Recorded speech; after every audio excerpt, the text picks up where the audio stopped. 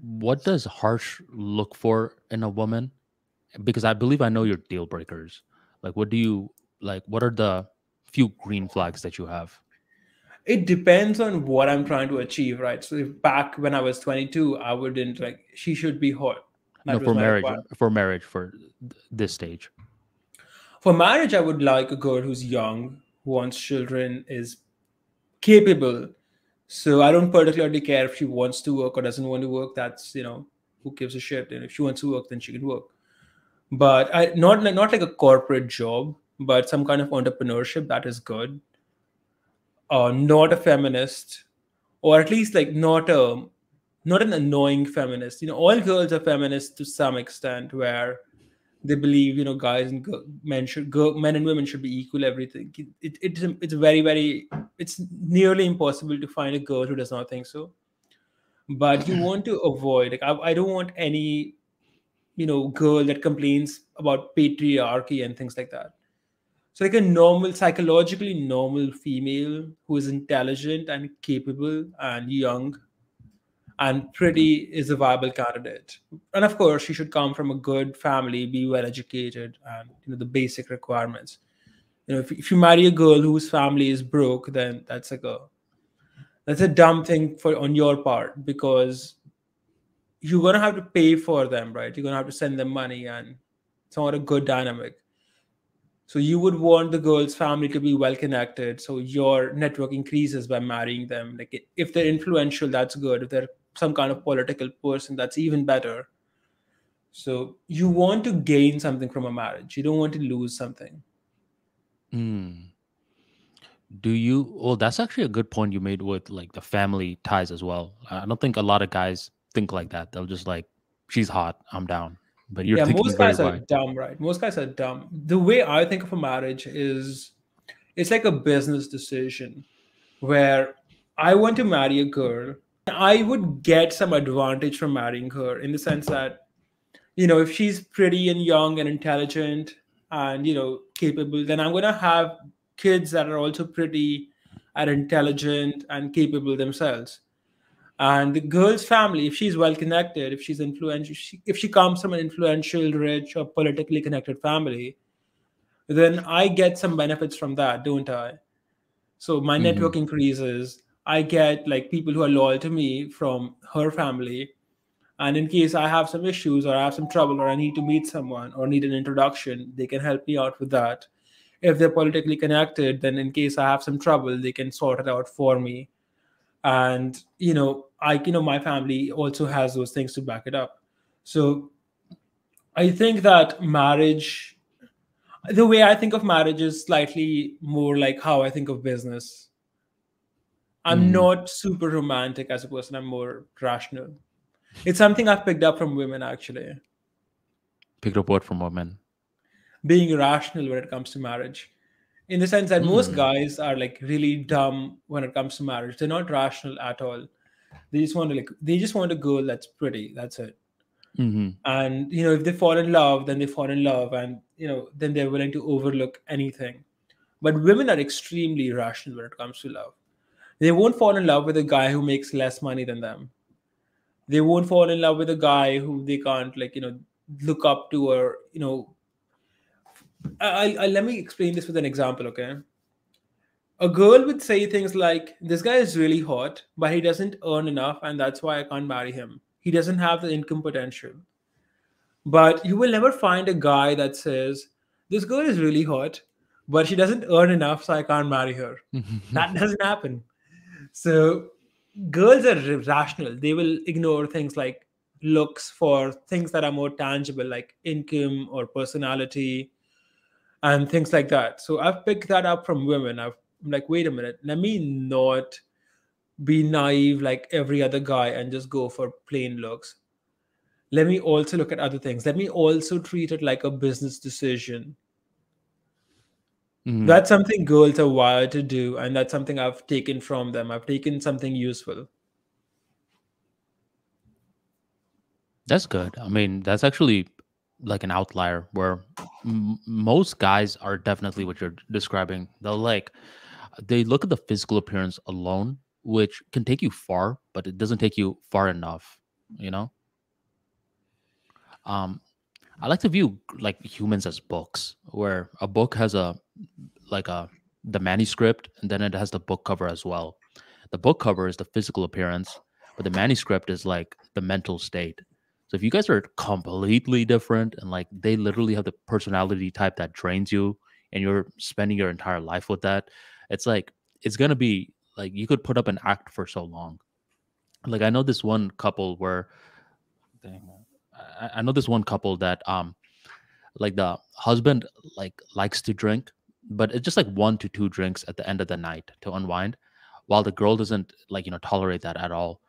And it's like he's like trying to put up this charade that he doesn't drink at all, but but it's Oh like man. yeah, I'm like, dude, like eventually she's gonna find out, and you gotta be you. And it's like they both fell in love with each other in terms of the physical sense, but like mentally they're very different. So that's a different thing to just weigh in. I can see what I see what you mean, but I think that some things you can forgive, some things you can't forgive. Hmm. You know, some guy drinking behind your back is something you can probably forgive, but Yeah, but it's like one of those things where like she's like really against it. So it's like yeah, there are certain things you could forgive, but it's like to what degree? It's like let's say like a girl like she meets all of Life Math Money's requirements, but she's just like I'm not a virgin. Like some guys will be like, okay, well, whatever. I mean, like at least you meet the other check boxes. Or for you, like past episodes, you're like, that's a deal breaker. You know? man, that's a deal breaker. Yeah. So it's just like everyone is different, and like what they what they have, what they have in regards to like importance is going to Mhm. vary. Yeah, that's true. I do think that some people are more forgiving than others, though. Like some people are not forgiving at all. Some people are more forgiving, and I'm of the belief that some people they don't do enough due diligence at first, and if they are also not forgiving, then it's their own fault. Hmm. I mean, if you're not gonna, for example, if you're just gonna fall in love with some chick and then marry her, but then realize that she has faults, well, then you have to be okay with those faults because you are the one who did not do the right due diligence. You were not lied to. You just didn't do the due diligence. And if you had done those things, you would have found this out. And sometimes, dude, it's like they do their due diligence, but it's very similar to like the FTX thing. Remember where there were like You see, a lot of everyone can people. get scammed. You can get Yeah. scammed. Yeah, where like everyone was like blaming the finance YouTubers, and you're like, look, you don't fully know in terms of the investment. It's sometimes similar with marriage, where like everything checks out, you do the due diligence, and you pull the trigger, and then something like mortifying happens, and you're just like, well, what the heck? It's like you did the best that you could, but certain things you just don't know. Man, you can definitely get scammed, right? For example, like I could marry a girl and she turns out to be some closet cocaine addict, and I just said no. It can Hmm. happen. It's possible. Yeah. And there are incentives. Everybody has things they don't want to tell anyone else, including a future partner. And you can get scammed. But what I mean is something like, let's take the average guy, okay? The average guy marries the first girl that shows interest in him, and he is willing to overlook every single flaw simply because he's so starved of being wanted that the first girl that wants him suddenly becomes special and different from other girls, and all the other qualifications and remarks he puts on her, and he Hmm. falls in love with this girl. And this girl might have some serious flaws, and he's going to overlook that because now he's quote unquote in love. So this girl could be psychotic, and he will think, hey, that's just cute. And it's only once the emotions are starting to fade away, he realizes that this girl has some serious issues. But by then, you're already married to her, and now you have to make your peace, right? Because Yeah. this is something you could have avoided if you were just more rational. If you were like a girl and you were more calculating, you would Hmm. have known this. But because you're a dumbass, now you're married into this, and now you have to deal with it forever. I notice guys that do have more options do become somewhat calculating, where like in your case where it seems like you're operating with abundance, where like you're getting like 70 matches, Bumble and stuff, where like you're in some ways like the top, or like you could even say an outlier because you're that high in the top, where some guys like, you know, like they're operating from scarcity because like let's say they're not like that physically appealing, they're not really in social environments, they don't get matches on dates, so they have less options to like evaluate from. So one option like that's technically mediocre if you have a large data set suddenly starts looking great, and they're starting to undermine like the red flags and just like looking for any reason to be like, this is the one. Yeah, it's like, when you're hungry, everything tastes good. That type of stuff happening to these guys. Yeah. But I definitely think that before you start thinking that there's only one girl out there who can love you should definitely try your chances with other girls. And if you can't, then you know for a fact that you're doing the whole thing where this is tasting really good because you're so hungry. Hmm. And your problem will be you will be more rational after, say, you lose some fat, look better, and get more opportunity, and then you will have some more comparison.